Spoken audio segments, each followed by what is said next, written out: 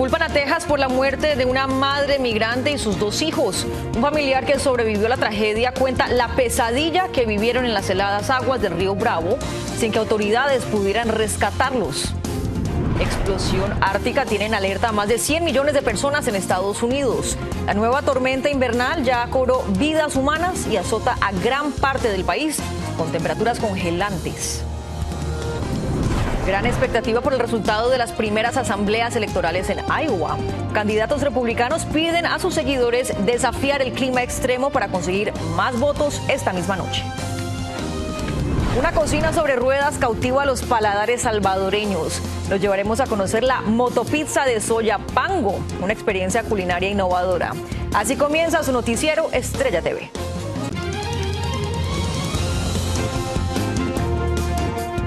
¿Qué tal? Muy buenas tardes y bienvenidos a su noticiero Estrella TV. Les saluda con muchísimo gusto Nurmila. Gracias por acompañarnos. Vamos a comenzar con la intensa polémica tras la muerte de una madre migrante y sus 2 hijos en el río Bravo. La tragedia es en la frontera y ha activado nuevamente tensiones entre el gobierno de Biden y la administración de Texas. Vamos a Piedras Negras, Coahuila, con Efraín González para que nos amplíe. Una nueva tragedia ha causado luto y controversia en la frontera de México y Estados Unidos al haber muerto ahogados una madre y sus 2 hijos justo frente al Shelby Park en Eagle Pass, área que recientemente fue cerrada por orden del gobernador Greg Abbott, impidiendo que Border Patrol rescate migrantes. La familia fallecida era originaria del Estado de México. Sus nombres, Yoreli y Jonathan, de 8 y 10 años, y su madre, Viterma de la Sancha, quien era acompañada de una hermana y un sobrino que pudieron sobrevivir a esta desgracia. El agua estaba muy fría, al principio no estaba tan hondo, ya después sí. Y yo y mi niño pues sí nos salvamos, pero mi hermana no. El representante demócrata Henry Cuellar condenó esta tragedia afirmando que es responsabilidad del gobierno de Texas por cerrar el acceso a Border Patrol al Shelby Park, zona de constante cruce de migrantes donde falleció esta familia mexiquense. Mónica confirmó que en medio de la noche en el río Bravo pidieron auxilio cuando su hermana y sus hijos se ahogaban sin que llegaran autoridades de Texas. No sé cómo salimos de ahí, ya que estábamos ahí afuera del río, empezamos a gritar. No había nadie en ese momento.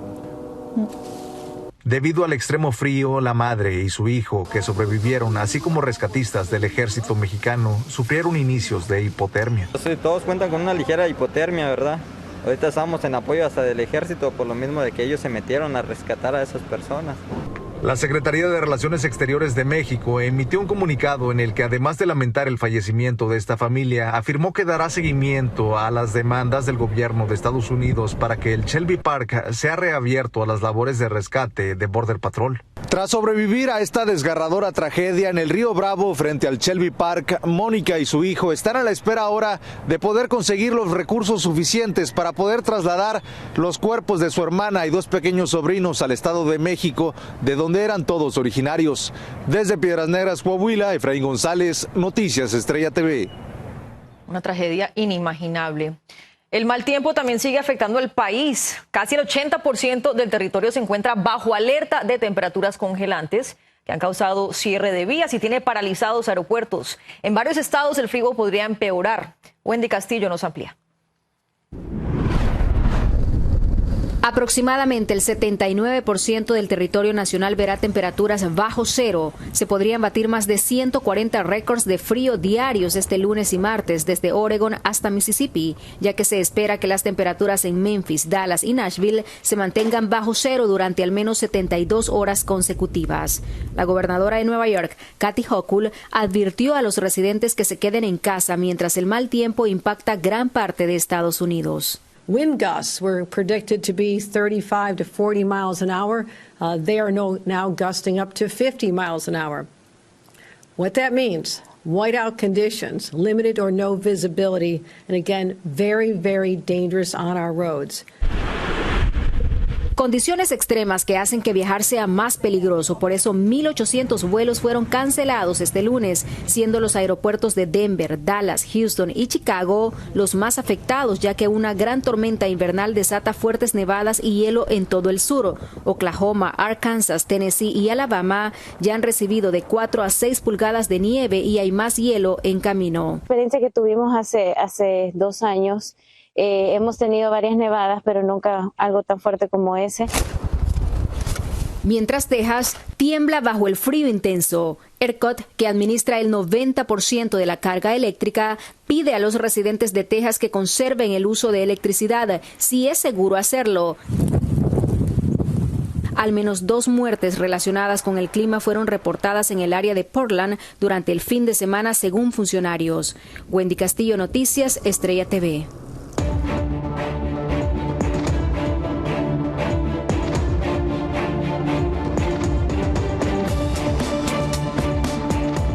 Y esa misma tormenta invernal tiene en vilo a las asambleas republicanas de este lunes en Iowa. En medio de un frío histórico, los candidatos hacen un intento final para movilizar a sus fieles votantes ante el temor de una baja participación. Desde Washington, DC, Alfredo Miranda nos cuenta cómo va el proceso. El día de la apertura de las asambleas partidarias o caucus de Iowa no es el parloteo político tradicional el que antecede a la primera contienda electoral del 2024. Esta vez, el lenguaje está relacionado con las temperaturas invernales extremas que amenazan con limitar la participación de la gente. Los candidatos urgen a sus seguidores a hacerse presentes en las asambleas en los diferentes escenarios públicos a emitir sus votos. El expresidente Trump llegó al extremo de sugerir que no importa la vida de los electores después de que hayan votado. You can't sit home. If you're sick as a dog, you say, darling, I gotta make it. Even if you vote and then pass away, it's worth it, remember? Ayer domingo, con temperaturas bajo cero, los candidatos sacaron a relucir sus últimas armas de ataque político. En sendas concentraciones, el favorito en las encuestas, Donald Trump, y quienes se disputan el segundo lugar, Nikki Haley y Ron DeSantis, enviaron sus argumentos finales. And Nikki did a good job. She was okay, but she's not right to be president. I know it very well. The wrong thought process, the wrong policy. And honestly, she's not tough enough. She's not tough enough. Priority number 1. Right now, America's acting like it's September 10th, and we better remember what September 12th felt like, because it only takes one.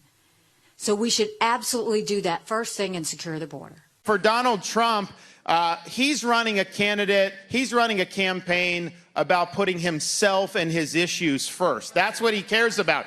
Dadas las encuestas, Trump sería el cómodo ganador en Iowa, por lo cual la atención se centra en los candidatos que corren por el segundo lugar. Nikki Haley tiene más capacidad de sobrevivir a una pérdida grande porque su posición es más moderada, pero DeSantis, que es súper rojo, en un estado súper rojo, no puede perder a tercer lugar porque básicamente le diría a la nación: soy el candidato más débil de esta contienda. El país tiene la mirada puesta en Iowa. Dado que las asambleas partidarias tienen carácter presencial, existe el gran temor de que las temperaturas extremas de invierno puedan limitar la presencia de los votantes. Desde Washington, Alfredo Miranda, Noticias, Estrella TV. Alfredo, muchísimas gracias. Seguimos con el secretario de Defensa Lloyd Austin, quien fue dado de alta tras someterse a una cirugía contra el cáncer de próstata.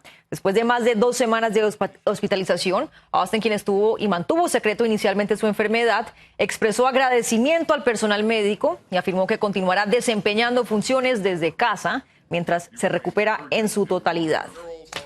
Y esta mañana una llamada al 911 desató el caos en Washington tras un supuesto incendio en la Casa Blanca. Este hecho causó un enorme despliegue de camiones de bomberos y vehículos de emergencia. Y tras esta llamada, que al parecer informaba de una supuesta persona atrapada por las llamas en la residencia presidencial. Sin embargo, poco después las autoridades confirmaron que se trató de una falsa alarma. Pasamos a Guatemala, donde finalmente la democracia triunfó. En medio de fuertes enfrentamientos y amenazas de golpe de Estado, Bernardo Arévalo asumió como nuevo presidente del país. Vamos a ver cómo se vivió esta jornada de cerca con José Flores, quien nos tiene más detalles.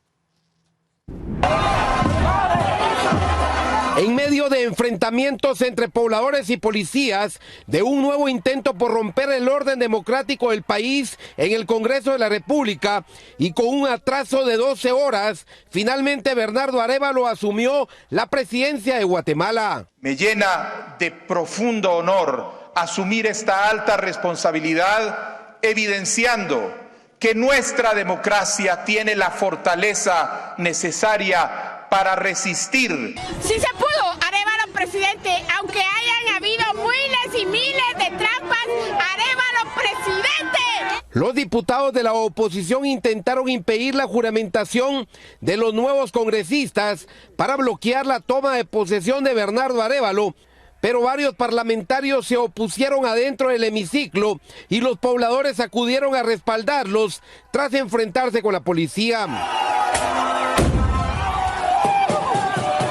Finalmente los 160 diputados tomaron posesión, con lo que se reanudó el proceso de la investidura. Luego de una difícil jornada, finalmente Arévalo recibió la banda presidencial. No permitiremos que nuestras instituciones se dobleguen otra vez ante la corrupción y la impunidad. A pesar de que la oposición hasta último momento intentó evitar que Bernardo Arévalo asumiera la presidencia de Guatemala, finalmente fue juramentado en medio de una fiesta cívica de miles y miles de guatemaltecos. En Guatemala, José Flores, Noticias de Estrella TV. Vaya jornada tan caótica. José, gracias. No se vayan, aún tenemos más aquí en su noticiero Estrella TV. Con la esperanza de encontrar más desaparecidos, reanudan labores de rescate tras un deslizamiento de tierra en Colombia. Nueva erupción de un volcán obliga a evacuar toda una ciudad en Islandia. Las escalofriantes imágenes y los detalles al volver. Continuamos con más información. En Colombia, autoridades reinician las tareas de rescate de desaparecidos tras el derrumbe de una montaña que dejó un trágico saldo de más de 30 fallecidos. Vamos a Bogotá con Carolina Gómez, quien nos cuenta cómo va la intensa búsqueda. Continúa la tragedia que enluta toda Colombia, con 3 salud de tierra en la vía que comunica a Quibdó en Chocó con Medellín. El más impresionante fue a la altura del kilómetro 17 en el sector conocido como Toldas, en el municipio del Carmen de Atrato, que ha dejado 38 víctimas fatales, 9 desaparecidos y varias decenas de personas heridas. Labores de búsqueda que fueron suspendidas durante la noche por la inestabilidad del terreno. Perdí a mi mujer, a mi bebé de 18 meses, mi cuñada, una sobrina, un cuñado y mi mascota. Venía viajando mi hermano, venía mi cuñada y los dos sobrinos míos andan desaparecidos. Apareció mi sobrino que está en el hospital San Roque.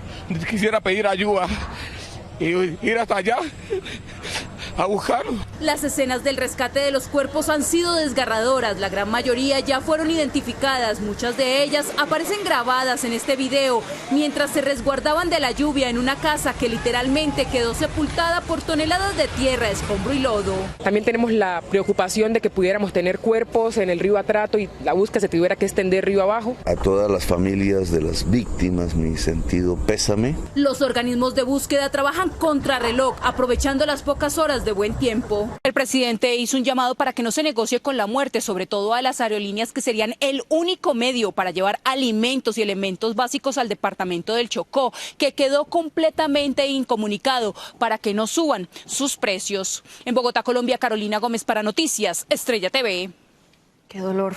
En Islandia, una nueva erupción de lava obligó a la evacuación de unas 4.000 personas en la ciudad de Grindavik. Esta es la segunda explosión en menos de un mes en la península de Reykjanes y la primera muy cerca de una comunidad. La explosión sorpresa destruyó varias casas ante la mirada impotente de sus propietarios que, por fortuna, previamente habían sido evacuados. No se vayan, aún tenemos más aquí en su noticiero Estrella TV. Autoridades trabajan para descifrar el misterio detrás del supuesto secuestro de 8 colombianas en Tabasco. El joven salvadoreño crea innovadora cocina móvil para satisfacer a los amantes de la pizza. No se despeguen, ya volvemos. Continúa la investigación sobre el confuso caso de las 8 mujeres colombianas que presuntamente fueron secuestradas en México. Hay marcadas contradicciones entre sus versiones y las de las autoridades. Vamos a Ciudad de México con Arturo Vega, quien nos tiene más detalles. Las mujeres originarias de Colombia que habían sido reportadas como secuestradas por un grupo criminal en Tabasco fueron localizadas sanas y salvas. Se trata de 8 jóvenes que, de acuerdo con las autoridades, habían entrado a México como turistas desde el pasado 5 de enero. Se hizo una búsqueda, se les encontró, que eso es lo que más celebramos, están bien. El gobernador de Tabasco, Carlos Merino, dio a conocer a través de sus redes sociales que las mujeres se encuentran bajo resguardo de la Fiscalía Estatal. Esta institución compartió el testimonio de una de las 8 jóvenes que habían sido reportadas como secuestradas. Apenas me di cuenta que nos estaban buscando por todo México con esos videos que montaron. Nosotros estamos acá de voluntad. Un audio con la voz de Mariana García pidiendo que rezaran por su vida fue grabado, según la propia mujer, en un momento en el que ella estaba presuntamente bajo los influjos del alcohol. ¿Tú le mandaste unos audios a tu mamá? Pero estaba como borracha, porque pues estaba más bien sentimental con ella, por eso le pedía perdón y todo. El presidente de Colombia, Gustavo Petro, agradeció el rescate de sus connacionales, mientras que el mandatario de México comentó que se ahondará en las investigaciones. Hablan ellas de que fueron invitadas a fiestas y se les vio como secuestradas. Será este martes cuando la Secretaría de Seguridad y Protección Ciudadana informe sobre los detalles de cómo sucedieron estos hechos y si las mujeres son víctimas de una red de trata de personas. Desde la Ciudad de México, Arturo Vega Vivanco, Noticias Estrella TV. Arturo, muchas gracias. En México, autoridades rescataron a 726 migrantes encerrados y evidente deshidratación en un almacén en el estado de Tlaxcala. El grupo fue encontrado durante una operación conjunta de la Guardia Nacional y la Secretaría de Defensa. Este estaba compuesto por migrantes de Guatemala, Honduras, El Salvador, Ecuador y Nicaragua, y al menos 75 de ellos eran menores no acompañados. 4 presuntos contrabandistas fueron detenidos por tráfico de personas. Mientras tanto, Ecuador recuperó el control de sus cárceles y anunció la liberación de más de 200 funcionarios. Esos permanecen en manos de delincuentes desde hace más de una semana, tras el estallido de la guerra en los centros penitenciarios del país. Las Fuerzas Armadas dijeron tener el control total de las cárceles y difundieron varios videos en los que se ve a los reclusos sometidos, descalzos y con sus torsos completamente desnudos. Pasamos a mejores noticias. Vamos a El Salvador a conocer un joven que transformó una motocicleta en toda una cocina ambulante para hacer deliciosas pizzas. Walter Peñate nos tiene los detalles de esta creativa forma de cocinar sobre ruedas. En El Salvador hay una novedosa forma de cocinar pizza, y es que justo en la ciudad de Soyapango es fabricada en una motoneta. Por eso, los habitantes están buscando la motopizza. Pero ¿cómo nace esta idea? Lo que me costaba 3 o 4 meses de local, me logré encontrar una Piaggio AP, que es esta moto italiana en donde montamos los hornos, y ahí empezó toda la aventura, ¿verdad? La motopizza es una alternativa de comida rápida y son fabricadas en 5 minutos, pero lo que más le encanta a la gente es comer en la calle. Usted, para comerse una pizza tiene que ir a un local o a una cadena de pizzas que son buenas, pues todos comemos de esas pizzas, pero es otro concepto. Entonces, en mi caso, pues mi idea es una comida callejera, pero una comida callejera fina y accesible. Quienes llegan a deleitarse a la motopizza salen chupándose los dedos, pero lo que más los ha impactado es la novedosa forma de cocinarla. Fíjese que una vez nosotros como familia íbamos pasando aquí y nos dio la curiosidad lo que es el horno, ¿verdad? Lo que es la motoneta, y fue como que vamos a ver qué hay ahí de comer, ¿verdad? Pues veníamos, probamos la pizza. Realmente es una pizza inigualable, tiene un sabor súper rico. Y la verdad que vale la pena pagar por comer una pizza saludable. La motopizza se ha vuelto tendencia en El Salvador no solamente por su exquisito sabor, pero también por la novedad del lugar donde es fabricada. Desde Soyapango, en El Salvador, Walter Peñate, Noticias Estrella TV. Delicioso pizza sobre ruedas. Walter, gracias, no se vayan. Aún tenemos más aquí en su noticiero Estrella TV. Fanáticos desafían temperaturas bajo cero para poder ver a su equipo favorito. Entérese cómo lo hacen. Y tormenta invernal amenaza con arruinar las conmemoraciones de Martin Luther King. Ya regresamos. Continuamos con más noticias.